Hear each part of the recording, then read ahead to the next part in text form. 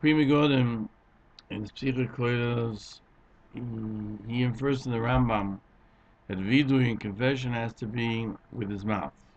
Yunai Makai mitzvahs vidui by thinking.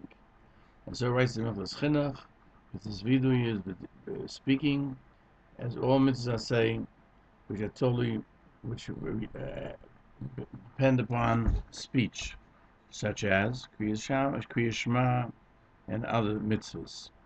We're continuing very base halacha base here. Does he have to use that language?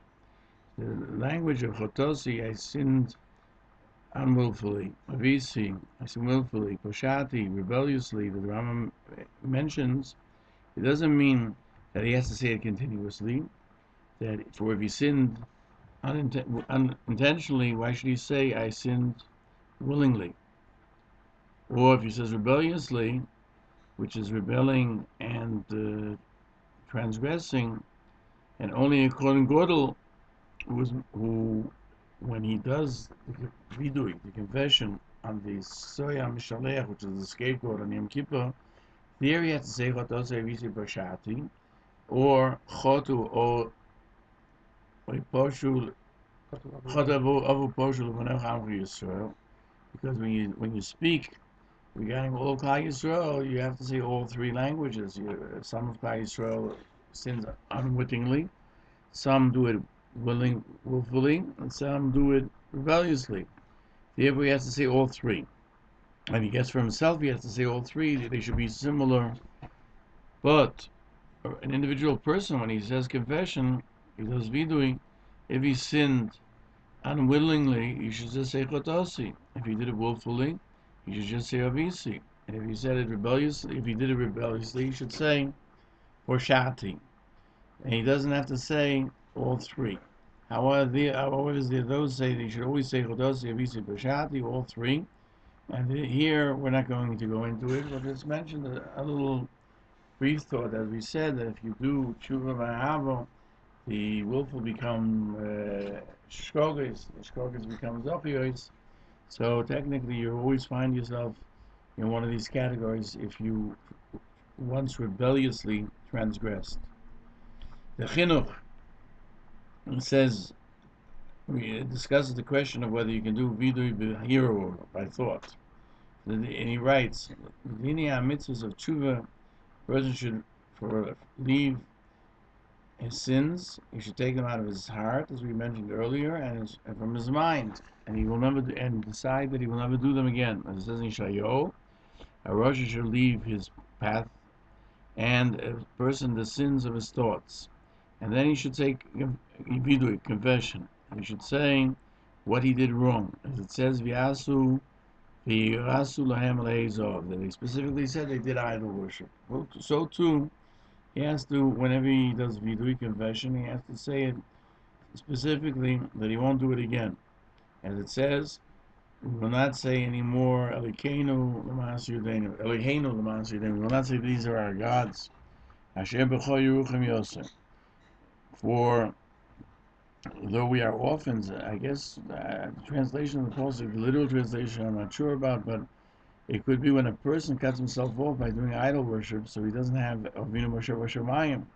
So therefore, when he does tshuva, Asher b'chol Yeruchim Yosef means that the orphan, who is the person who has been cut off, can reach back to his Father in heaven. But the chinuch, at the end of his words, brings down from Mesech Smochos, not alamus. If somebody is about to die, you tell him to confess before you die. However, if he can do it with his mouth, he should do it with his mouth. If not, he can do it in his heart. Meaning, a person who's incapable of speaking at that point in time, he can do it in his heart, and that's the way the Torah and the Shulchan Aruch decide the halacha. The Bir Agro recites that we don't find this in Mitzvot Smochos. Noitalomus, you tell him be misvada before you die. But the Rambam, other Rishonim do bring this price. There are things that will got lost through the generations, and this clarifies that Ika Vidui is even in the heart, and the speech that he has to use is only to begin with, but it doesn't mean that if he doesn't speak it, it doesn't take effect. Therefore, the Evid, after the fact, if he cannot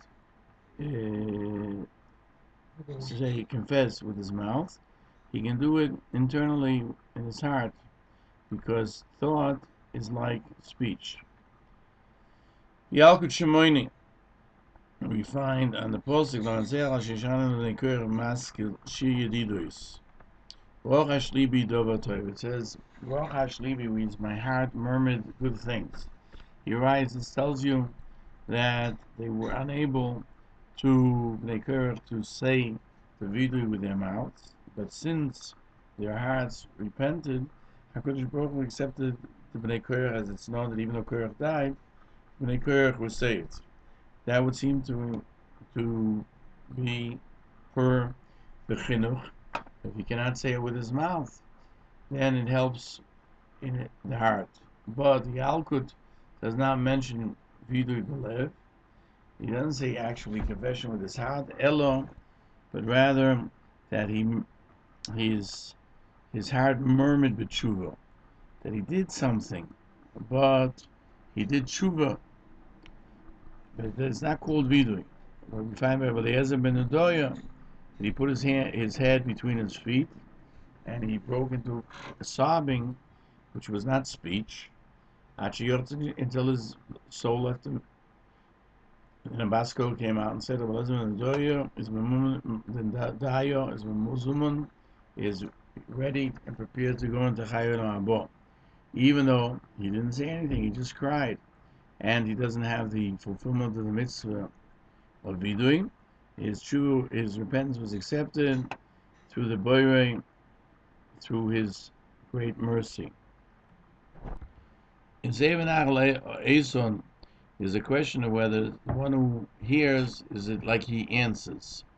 There he questions him if it's possible to do for your friend the mitzvah of vidui. In other words, we have vidui today, Oshamnu, Bagadnu, Gazalnu. The other person doesn't know how to say it, and you say it for him, or the person is incapable of speech at that time because he's unconscious or he's subconscious or he's alert but he can't speak. In any case, can you do it for him? The Mechaber in Shulchan Aruch says Shliach Tzibur does not repeat the vidui of Erev Yom Kippur, even though the individual does so. The Ran says that Shliach Tzibur has to do it by Mincha, even though we don't. And the Ran says that the Shliach Tzibur is not Moitzes Haram vidui, and therefore a Yochid who forgot to do vidui, he has to do it again. So you see from the Ran that you can't be moitzi, because he says he's supposed to repeat it. So why shouldn't he be moitzi in case somebody forgot it? And we can say it's not a raya that the Kabbalah Ran is that it's better that a person shouldn't do it himself, but it doesn't really impede the essence of tshuva. If he heard it, it's shomei koina. Menachos Chinuch cites that the Rambam says everyone has to say by himself, vidui Shemaisa Sheni.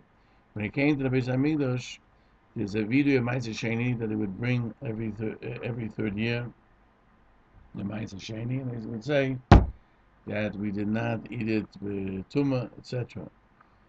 And so you see, you have to do it yourself. Why you can't send it with somebody else? And if many people want to do it together, they can do so. But from the Rambam, it doesn't say that one of them should say it and the other one should be moitzi, yoitzi with that he said it. And so in the Sefer Mechtavei Torah, it says the same idea. Therefore, we have to judge Peirush HaTshuva. It should not be the din of Shemei Koina. And he continues on with this question in Sefer Tshuvas Hashonah.